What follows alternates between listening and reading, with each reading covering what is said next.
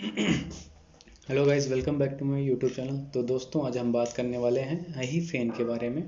तो हमारे सिलेबस का 7वां पॉइंट चल रहा था, उसी में हम देख रहे हैं। आज हम जो हमारा प्लांट पॉइजन है उसमें हम आज आईफेन की बात करेंगे। तो इस वीडियो में जानेंगे आईफेन का क्या फीटल डोज है, क्या फीटल पीरियड है, साइन एंड सिम्टम्स क्या है, क्या ट्रीटमेंट रहेगा, और हमारा मेडिको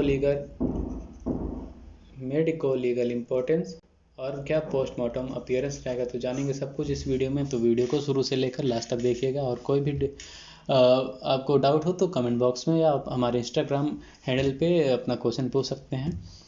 तो देखते हैं हम अहीफेन के बारे में। सबसे पहले हम जानते हैं जो अहीफेन है जो हमारा, उसका जो लैटिन नेम है वो है हमारा पापावर सोमनीफेरम। तो ये इसका लैटिन नेम है पापावर सोमनीफेरम, और ये हमारे टाइप ऑफ पॉइजन में आता है। अगर आयुर्वेद की बात करते हैं तो आयुर्वेद में सारे जितने भी प्लांट्स हैं वो स्थावर वनस्पतिक विष में आते हैं।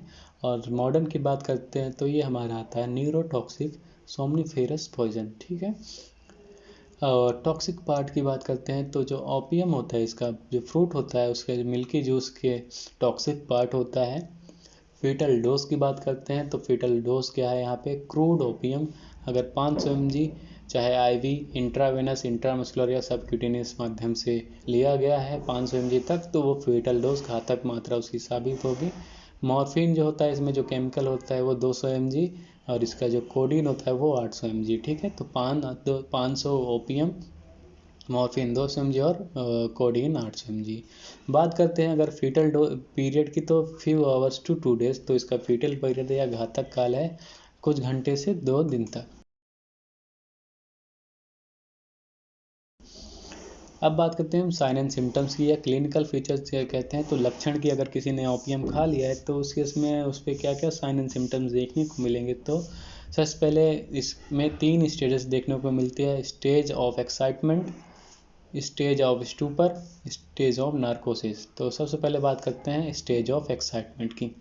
तो इस केस में पहली जो स्टेज है उस केस में increased sense of wellbeing, mental activity, restlessness मतलब बेचैनी रहेगी, हेलुसिनेशन चक्कर आएगा, कन्फ्यूज़न रहेगा, फ्लशिंग ऑफ फेस, रेडनेस हो जाएगी फेस पे, पूरा चेहरा लाल लाल हो जाएगा, और पैल्पिटेशन मतलब हार्ट बीट बढ़ जाएगी। तो ये सारा हमारा क्लिनिकल फीचर आता है पहले स्टेज में, स्टेज ऑफ एक्साइटमेंट में। Increased sense of wellbeing, increase mental activity, restlessness, hallucination, flushing of face and palpitation. बात करते हैं जो हमारा दूसरा स्टेज है, स्टेज ऑफ स्टूपर। तो इसमें हमको देखने को मिलेगा हेडेक, देखने को मिलेगा, सिर में दर्द रहेगा, मिचली होगी, वॉमिटिंग, उल्टी भी हो सकती है, और चक्कर भी आ सकते हैं हमको। तीसरे स्टेज की बात करते हैं तो इसमें जो हमारी पीपल होती है आएगी वो कॉन्ट्रैक्ट हो जाएगी, बॉडी टेम्परेचर जो रहेगा वो फॉल कर जाएगा, मतलब बॉडी टेम्परेचर कम हो जाएगा, बॉडी कूल हो जाएगी, साइनोसिस देखने को मिल सकती है, और चियान स्टोक ब्रीथिंग देखने को मिलेगी। बात करते हैं मैनेजमेंट में। तो वही मैनेजमेंट में हम पहले रिससिटेशन की बात करते हैं। तो इसमें अगर एयरवे उसको हमको मैनेज करना है तो उसमें हम सक्शन का यूज़ कर सकते हैं, एंडोट्रैकियल ट्यूब का यूज़ कर सकते हैं, या ट्राइक्योस्टोमी कर सकते हैं उसके एयरवे को मैनेज करने के लिए। ब्रीथिंग मैनेज करने के लिए वहाँ पे हम इन्हेलेशन या वेंटिलेशन पे उसको पर्सन को वेंटिलेशन प्रोवाइड करा सकते हैं, या इंजेक्शन एमाइलोफाइलिन आता है उसको इंजेक्ट कर सकते हैं, या इंजेक्शन हाइड्रोकॉर्टिसोन आता है। ये सब हमारे ब्रीथिंग सपोर्ट के लिए दे जाने वाले इंजेक्शन होते हैं, उसको दे सकते हैं। इसके अलावा आईवी फ्लूइड चढ़ा सकते हैं, जैसे हमारा प्लाज्मा एक्सपेंडर होता है। हाइपोटेंशन, अगर बीपी उसकी लो हो जा रही है तो उस केस में हम आईवी फ्लूइड चढ़ा सकते हैं। सेकंड जो है हमारा वो है रिमूवल ऑफ अनएब्जॉर्ब पॉइजन। तो अगर पॉइजन एब्जॉर्ब नहीं हुआ है तो उस केस में हम क्या करेंगे। तो अगर पेशेंट कॉन्शियस है, ओरिएंटेड है और स्टेबल है, उसके वाइटल्स मतलब ठीक ठाक पेशेंट है, कोई दिक्कत नहीं हो रही है, बस बेहोश नहीं हुआ है, तो उस केस में हम वमन कराएंगे।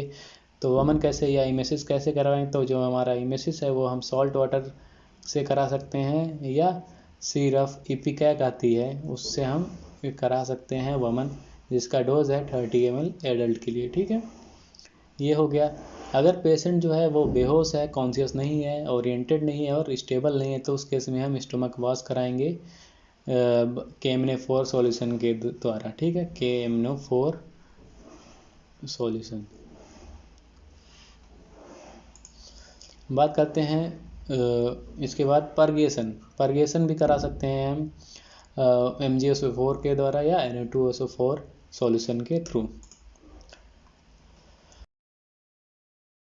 इसके बाद enhance the secretion to remove absorb poison. तीसरा जो हमारा स्टेप है उसमें हम क्या करेंगे, जो भी हमारा पॉइजन है उसको एक्सक्रीशन के माध्यम से निकालेंगे।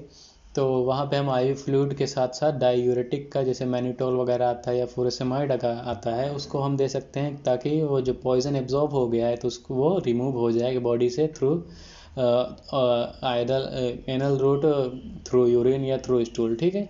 चौथा जो हमारा आता है वो है यूज़ ऑफ एंटीटोड। तो ये हमारा स्पेसिफिक है, इसमें हम मैकेनिकल में मिल्क का, केमिकल में नैलोरफिन हाइड्रोब्रोमाइड का यूज़ कर सकते हैं। जबकि जो हमारा स्पेसिफिक है जो कि हमेशा पूछा जाता है, इसको आप ध्यान में रखिएगा, इसमें हम injection naloxone 0.4 to 2 mg intravenous दे सकते हैं। ये हमारा यही फेन का स्पेसिफिक एंटीडोट है। इसके अलावा आयुर्वेद में बात करते हैं तो बृहतक सुधा रस आता है, जिसको हम मिल्क के साथ एक पल यूज़ कर सकते हैं। तो भी इससे क्या होगा, जो हमारी यही फेन की पॉइजनिंग हुई है, अफीम की पॉइजनिंग हुई है, वो ठीक हो जाएगी।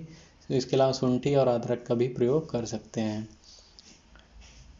बात करते हैं हम सिम्टोमेटिक मैनेजमेंट की। तो सिम्टोमेटिक मैनेजमेंट में पल्मोनरी इन्फेक्शन को ट्रीट करने के लिए वहाँ पे हम एंटीबायोटिक चला सकते हैं, और मेटाबॉलिक एसिडोसिस को ट्रीट करने के लिए वहाँ हम सोडियम बाइकार्बोनेट चला सकते हैं इंजेक्शन के फॉर्म में 10 ml इंट्रावेनसली।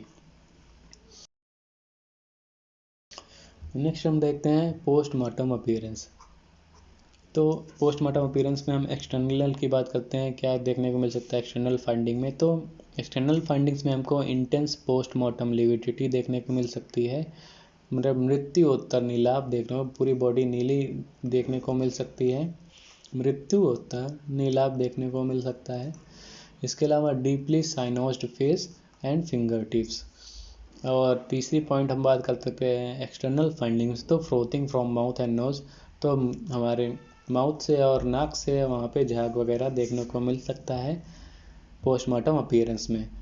फिर हम बात करते हैं इंटरनल फाइंडिंग्स में क्या देखने को मिल सकता है। तो इंटरनल फाइंडिंग में स्टमक देखने पे हमें वहाँ पे जो ब्राउनिंग लम्स ऑफ ओपियम, जो भी ओपियम का वो रेसिडुअल पार्ट है वो देखने को मिल सकता है, और लंग्स में कॉन्जेशन देखने को मिल सकता है, और ट्रैकिया और ब्रोंकाई में फ्रोथ्स देखने को मिल सकता है, मतलब झाग देखने को मिल सकता है।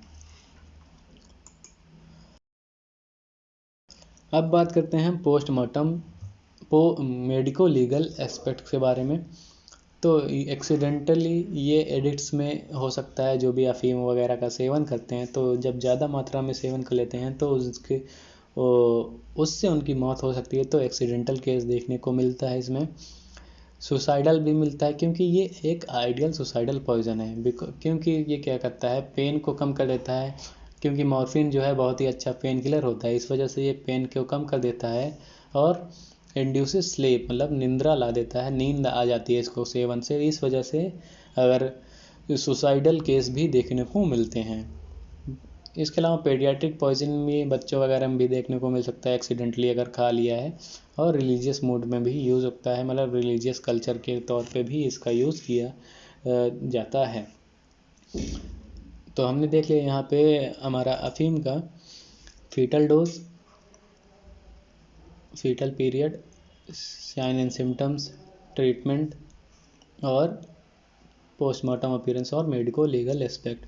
तो अगर कोई भी डाउट हो तो इस सारे इनमें इस वीडियो में या किसी भी वीडियो में, तो आप हमें इंस्टाग्राम हैंडल पे पूछ सकते हैं, या आप हमारे इस यूट्यूब चैनल के इस वीडियो के कमेंट बॉक्स में अपना क्वेश्चन पूछ सकते हैं, मैं वहाँ पे जवाब दे दूँगा। तो ये हमारा इंस्टाग्राम हैंडल है, इस पर आप क्लिक करके हमारे आईडी को फॉलो कर लीजिए, और जो भी डाउट वगैरह हो, कोई भी क्वेरी हो, कुछ भी हो, वो वहाँ पे आप पूछ सकते हैं। ठीक है, तो मिलते हैं नेक्स्ट वीडियो में, तब तक के लिए धन्यवाद, थैंक यू।